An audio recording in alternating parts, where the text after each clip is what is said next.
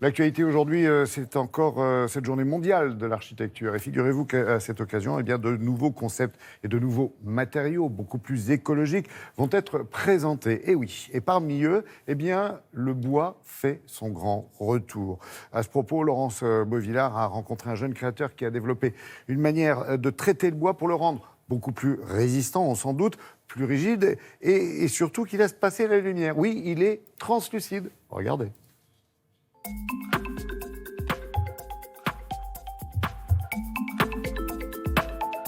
En Europe, la déforestation, ce n'est pas le problème majeur. En France, chaque année, le massif forestier augmente de 10%.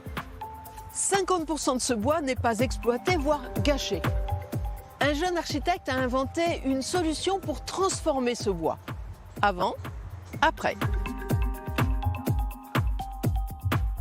On a plusieurs essences. On a du sapin, on a du chêne, on a du hêtre, on a du frêne. Ici, c'est du pin. De manière générale, ça marche avec toutes les essences de bois, que ce soit des résineux, des feuillus, des bois nobles ou des bois de faible constitution.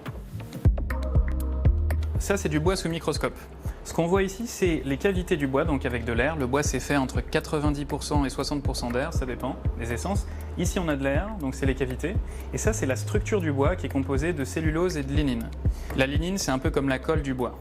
Donc nous, on vient extraire la lignine et infuser le bois avec une résine végétale qui vient durcir à l'intérieur des cavités et qui remplace la lignine pour créer des liaisons plus fortes entre les fibres. Par la suite, la lignine, on va la revaloriser en composant d'intérêt pour la chimie fine, par exemple. Donc, on la sèche, ça devient une poudre, et on peut la transformer en énergie verte par méthanisation, en fibre de carbone biosourcée, en médicament. Voilà, la lignine, c'est très intéressant. Notamment, ça se revend jusqu'à 3 000 € la tonne. Donc, pour du pain qui coûte 25 € du mètre cube, c'est plutôt intéressant. Le fait d'extraire la lignine et de la remplacer par notre résine végétale rend le bois translucide. Ce bois-là, il est imputrescible, donc il ne va plus être sujet au pourrissement.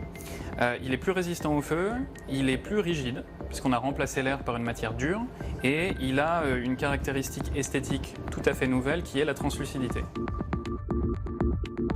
Alors nos marchés, ça commence par l'industrie du luxe et de l'intérieur automobile. Ensuite, on va aller sur le mobilier et à terme la construction, en fonction des épaisseurs qu'on va pouvoir travailler.